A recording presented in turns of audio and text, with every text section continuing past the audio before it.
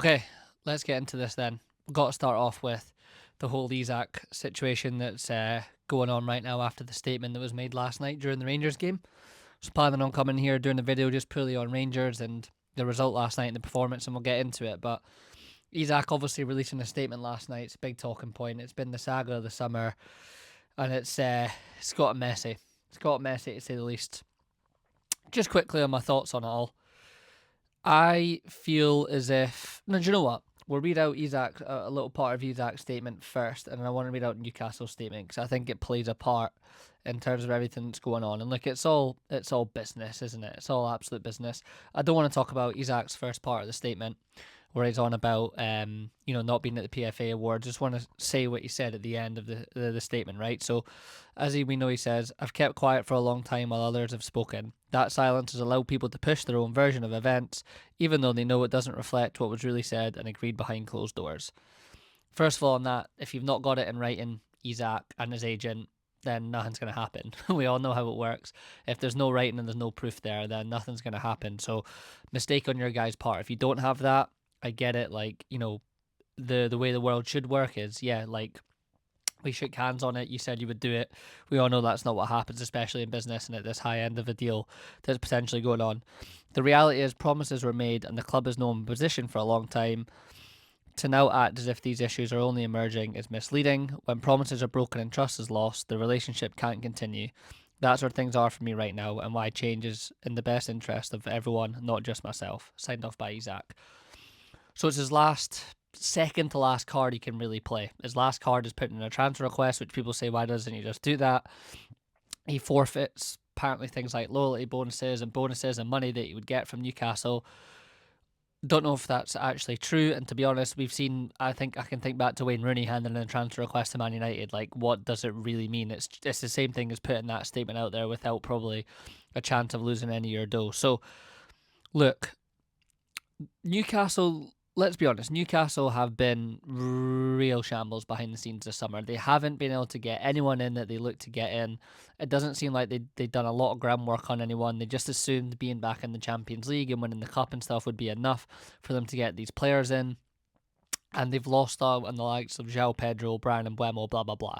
So I think, first of all, the issue they're in now is they're probably looking around going, we do not have an adequate replacement for Isak's level. Absolutely get it, fully understand. We don't want to let him go because we do not have a level of a player of him. And let's be honest, bar Haaland out there, there's probably not another level of that striker out there at the moment, right? So I totally get that. But for me, they've got themselves into the situation now where they're not going to be able to find that quality player. They went in for Sesko last minute, even though they knew he was off to Manchester United. They went in for Ekitike, and it seems like the outside looking in and what everyone's saying, it seems as if Liverpool went, oh, okay, you're interested in Ekitike. It must mean that maybe you're interested in selling Isak. And then Liverpool have come and taken Ekitike from them because Newcastle have gone, he's not for sale. And Liverpool have probably thought Ekitike was maybe the future longer term idea. Well, we'll have him then if you're not gonna give us Isak. And Ekitike's picked Liverpool, over Newcastle, for the same reasons that Sesko chose Man United over Newcastle, right? And particularly Liverpool are even stronger with being Premier League champions. So Newcastle have not also themselves handled this transfer window very well at all, and I think they have to play a little bit of a part in this to blame. I'm not talking about what Isak's doing and down in tools and everything like that.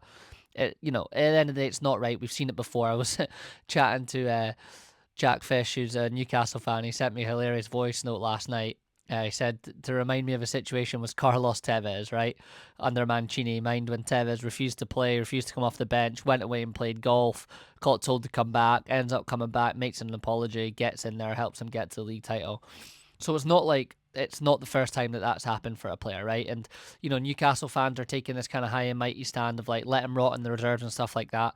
Again, I've said this a million times. I've been there, particularly with Coutinho. We had it with Suarez. We had it with Torres. Again, even Steven Gerrard at the time looking to go to Chelsea. Trent this season going to Real Madrid, right? You do feel that way, but look, ultimately, unfortunately, guys, you have to build yourselves up to a level, and until you get yourself consistently at the high end of the level where you're winning the league and the Champions League and stuff, these guys are always going to want to go. Whoever the next guy is that you're going to get in, he's going to still want to go. So I think on Newcastle's part, it's been poor behind the scenes, and it's not helped this situation at all for them or for Isak, obviously. And again, what Isak's doing and how he's going about it isn't correct. Whether something was said or not, like I said, nothing's on paper, so that's out the window, unfortunately, Isak and your agent. On Liverpool's side of things, I get what they're trying to do. They want to come out of it business wise. Business is about perception, right? Like I've noticed that doing this stuff, and people have started to ask me to do some editing or filming for certain things, and I've had a few meetings with people. And you have the conversation, it all sounds great, blah blah blah. You go through it, and then you say, "Well, this is what it's going to cost you." And people are kind of a bit like, "Oh, I heard you did this for free for this guy." Because when you're starting out with things like this, you do it for free to get a bit of reputation out there and get yourself going. But what happens is now your reputation is he does it for free. So then when you start to ask for money, people kind of look at you and go, "That's not really what I was expecting here." So your perspective and your positioning 100% matters, and Liverpool always position themselves in the power of strength, right? All the PR about the deals that they do, the sales that they do, it's all everyone's like, wow, amazing, amazing, amazing, whether fully true or not. But Liverpool always position themselves in a place of power, and they're wanting to do the same thing here. Quite honestly, if we've bid, let's say, the 120 that apparently was reported, and Newcastle want 150, and Liverpool really want Isak, and the feeling that Liverpool aren't going to do too much business probably for the next couple of years. They've done a lot, and that's it, probably sorted. Just go pay the 150. I don't think it shows weakness in your part at all from that side of thing. Go pay the 150. You get the player, you get the striker. We get probably the best striker in the league just behind Haaland and in Europe. Gives you a chance to continue to get Premier League titles. Newcastle get the 150 in their back pocket. But I think the problem is now, has it gone too late for Newcastle to even accept that? Because the replacements right now is going to be Vissa. Also, Newcastle fans on the whole Isak side of things and how bad he's been. You guys did the same thing to Anthony Gordon. You troubled him at Everton. There's a bit of a problem there. The fans started to want to push him out. And Vissa is not quite going as far, but is doing similar things as Isak. Just training by himself, taking stuff down off social media. Like, okay, it's not as bad as Isak. It's not as far, but it's not as big a deal, right? It's not a big deal. It's not 150 million. So look, it's the same things are happening around you. So you can be all high and mighty, and you're buzzing when you got Anthony Gordon. You'll be kind of happy, I guess, if you get Vissa. Everybody does it. Everybody does it, and everyone's back and forth. Like Rooney and Shearer were talking about it on Match of the Day. Wayne Rooney handed his transfer question, like I said, at Manchester United, and didn't act greatly. Okay, he still said he went and trained and everything like that. Fair, but you still handed the transfer question. You still caused problems, and you wanted to leave. Michael Owen, that famous tweet about Alan Shearer when he got on the bench and said that he wanted to go to Liverpool apparently when they were in for him. And so everyone's going to be a bit of a hypocrite in this situation. But just ultimately, I think Liverpool just stump up the 150 and just go get him. And if Liverpool don't want to stump up the 150, that's fine. Like, does Eddie Howe even really want him? There and around, he's going to have to deal with those questions every single week. He's going to have to deal with the question, when is Isak coming back into the fold? Is Alexander Isak training with the squad? Is this, is that? There's just a whole cloud over the whole thing, unless he comes right back in, which would be a massive U-turn, and he potentially absolutely will do. And as soon as he comes back in and starts scoring goals, and it's all kind of forgotten about. But if he doesn't, it's just a cloud over Newcastle. If Newcastle don't score goals, if they miss chances in games, and he's just sat rotting away there, well, you've got Isak in the reserves where you bring him back in. It's going to be a constant thing all season. I don't think Eddie Howe really wants that, right? I think I've been watching Eddie Howe talk about it, and he's very political, and he's very kind of like doesn't say too much. I get a feeling from him that deep down he's about the squad, he's about the group, as you should be as a good top level manager. I think he's honestly thinking, fucking sell him.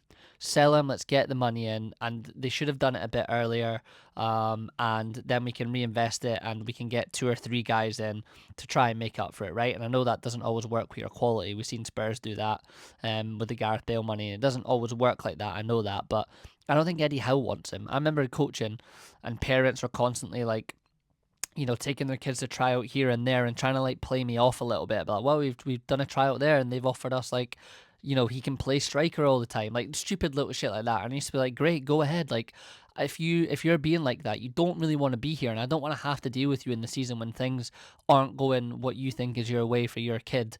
I'm gonna have to deal with that, and no, we're not doing that. Like, just go. So I think Eddie Howe will be in the frame of going. I think it's a bit of posturing from Newcastle to A, get the money they want, and B, it just shows that behind the scenes they're just a bit of a shambles, and also kind of a bit egotistical. They don't want to feel like they're being walked over. And again, I get it. I've been there. It's fucking annoying. It's shit. But it's something you're gonna have to go through, Newcastle fans. Yeah, what did you think? You're just gonna sail straight back to the top? Like, it's just not how it works, unfortunately. So that's it on that. Let's see how it plays out. I think the closer we get, obviously, to the end of the window, the less likely I am that it happened. I've seen a lot of people saying, and I've even maybe mentioned it, I think it'll get done after the Liverpool game. And then I heard a Liverpool fan make a good point. What if Liverpool beat Newcastle on Monday night and then a couple of days later they announce the sale of Isak? They've just beaten you and you've sold him. That's worse PR for Newcastle.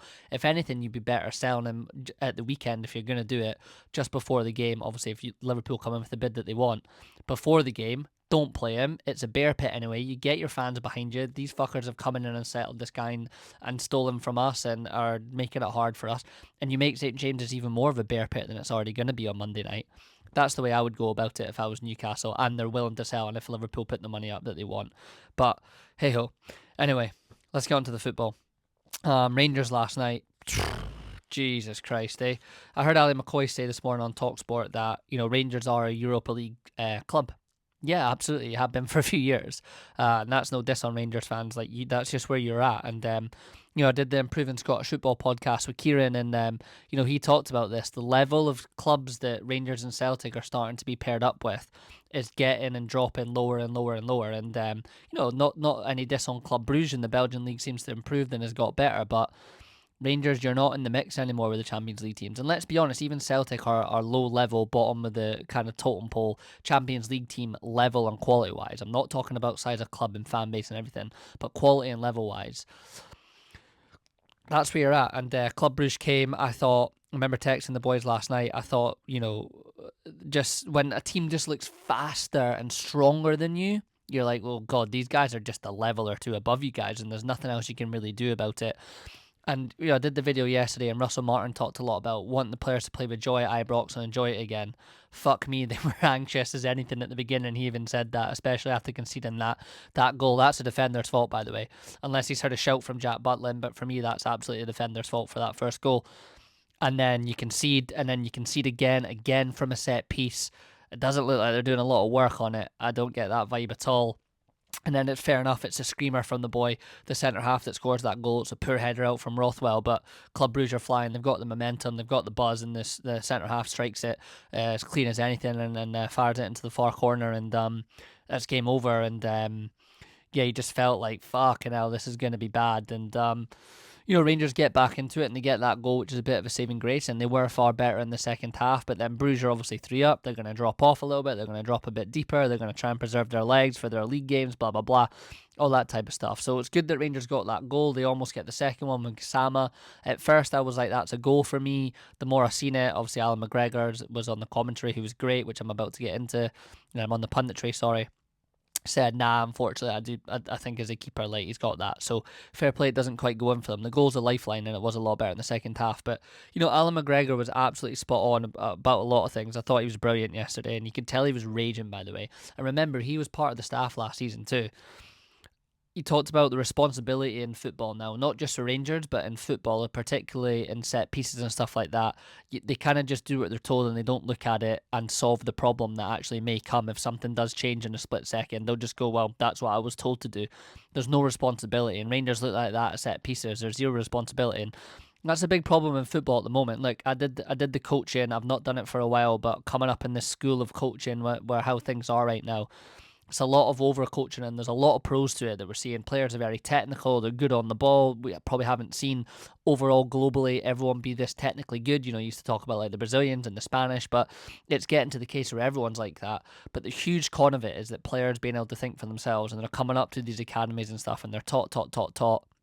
And then as soon as something comes up in the game where they have to learn to adapt and take responsibility, they can't do it. So that's a huge con of it. And I thought Alan McGregor was absolutely spot on about that. What else did he say about it? There was a lot of things that he said about it, to be honest with you, that I really, really liked. And I thought Scott Arfield was really, really good as well. Let me just see here what... Scott Arfield's point. I wrote this down. Scott Arfield's point, and this is what I've been saying about Russell Martin, and Brendan Rodgers did this a lot at Liverpool, a lot. He threw out a lot of words, and by the way, I'm actually liking how Russell Martin is talking. I'm liking the things he's saying. I've said all along, I don't know about the spark part, because what Rangers need is a spark to get the fans back on side and everyone back in and built into it all. But he said you can talk about growth all you want, which he keeps talking about, but the team isn't showing it on the pitch. And that's what I was saying yesterday. If you're going to say, I want my players to play with a bit more joy out there at Ibrox, Let's see your team start out there and play it on the pitch, because they didn't do that last night. They didn't do it. It's all fine and well saying it. Is it getting across to your players? And that's ultimately your whole job as a manager. Everything you're saying, get it across to your players and let it show out on the pitch. It's he said Rangers have only been good in moments for the last couple of years, but where's the full 90-minute performance? And he said that again about Russell Martin's team. There's been moments in all the games where they've looked all right, and there was moments in the second half last night where they looked all right, but they're not doing it for 90 minutes, and that's a huge problem. And there's a lot of things, like McGregor feels like there's obviously not like a desire and a grit and an understanding in the club, and that's getting more and more difficult if you're signing foreign lads and everything like that. It's hard for them to fully understand that and kind of get that into their head, and especially when they're coming into an environment where it's already not toxic, but fans are walking out easily. They're quite quickly to give up because they're a bit fed up of where they're at. And Russell Martin keeps saying that there's a lot of pain that they need to go through, and hopefully they can judge him by the end of May. I don't know if you get there, mate. It depends on how much the board backs you, but I don't know if he gets there. It's so early in the season. I want coaches to be given time, let him get everything across. But unfortunately, at a club like Rangers, it's really just winning will get the fans on side, mate, and let the style and stuff like that come second. Still be doing it every day and work on it, but can you work out ways to win? And at the moment, he is just struggling a little bit, and I do think he's going to have a hell of a time to try and get in there. Yeah, again, just wrote down here Alan McGregor just talking about like a lack of energy and desire from Rangers. As I said, he's been in the club.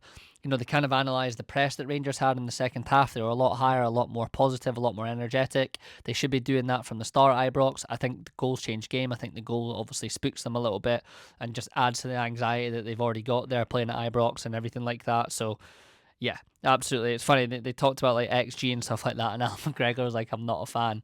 Rangers had a far better XG than Club Brugge. Club Brugge scored 3 goals and Rangers got 1. It's all that fucking matters at the end. Tie's not over. Got that goal. Still a little bit of hope there, but they'll need to go. And being away from home and maybe having to be a bit pragmatic might suit them a little bit more. But let's see. It's just really, really not there. The booze at the end, players leaving. He said it's all about the players' effort. Russell Martin, that we need to get that back on board. But like I say, man, the fans are walking out in your maybe 5th or 6th game in charge in Europe. And again, I do think Rangers fans do need to understand and accept that you are a Europa League team. And even if Rangers can get into the Champions League, like I keep saying, Ibrox will be tough in that. But you look at the level of them, and I just don't think it would be. I don't think it would be very good. So Europa League, they can be decent in there. I know there's a lot more money, and they kind of need that to keep catching up to Celtic. Celtic have somewhat of an easier tie. I have no idea really about the team that they're playing, but I think Celtic will be all right and get through. So just not good for Rangers. Really, really tough on Russell Martin, and they play away to St Mirren this weekend, which will be no easy game before the second leg, and then the Old Firm. So if he doesn't do well in that, he's in a lot of trouble. He's in a lot of trouble our doors. Last thing I wanted to touch on quickly, again, just something kind of outside of football. Not outside of football, but just not to do with on the pitch, which I thought was very, very interesting, is that the Bundesliga have signed a deal with Mark Goldbridge and the Overlap to show Bundesliga games on YouTube. So if I just read it out to you, the headline is YouTuber Mark Goldbridge among Bundesliga's UK broadcast partners for the season. The Bundesliga has become the first major European football league to award part of its live broadcasting rights in the United Kingdom to a content creator with That's Football, a channel hosted by the online personality Mark Goldbridge to show matches this season, which is interesting. That game and all other Friday night fixtures for the next 2 seasons will be shown live on the BBC, on both the website and the iPlayer. The Overlap YouTube channel and Goldbridge's That's Football channel will share those rights, showing 20 live Friday night games in 2025-2026. All games will be free to air. In addition, the Bundesliga's own YouTube channel will be broadcasting all the Friday night games in the Bundesliga and Bundesliga 2, the second tier of German football. Really interesting, and I quite like that. And I talk about that because I had that chat with Kieran on the Improving Scottish Football podcast about what could Scotland do to maybe get off of the Sky deal and get some more games and get people interested. There's a Bundesliga looking to YouTube content creators, and that's a huge move in the market, and that's a look into the future, I think. If you think of Scotland, they're maybe not quite there big enough yet. If someone that could do that, Open Goal, great following, a lot of people love them in Scotland. You could get games on there. They speak well. They've already got Andy Halliday. they get a lot of players on. It sounds like the coaches and the players all listen to it. That would be an option for Scottish football potentially, to try and move down that route in there. But just thought that was really interesting. So my legs are getting sort of fucked sitting like this. Can't wait to get my proper setup in, which I'm gonna get in probably a couple of months' time, which you guys will see once it's all ready. I'll post videos and stuff about it. But as always, if you want more videos and breakdowns, exclusive weekend breakdowns of the Premier League and the big games, it's on the subscription service. Subscribe to that. Links in the description, links in the bio. Doing a fantasy league as well if you want to join. £100 cash prize, even though we've had 1 week. And yeah, just keep looking out for videos and everything like that. And as always, until the next one, have a good one. Peace.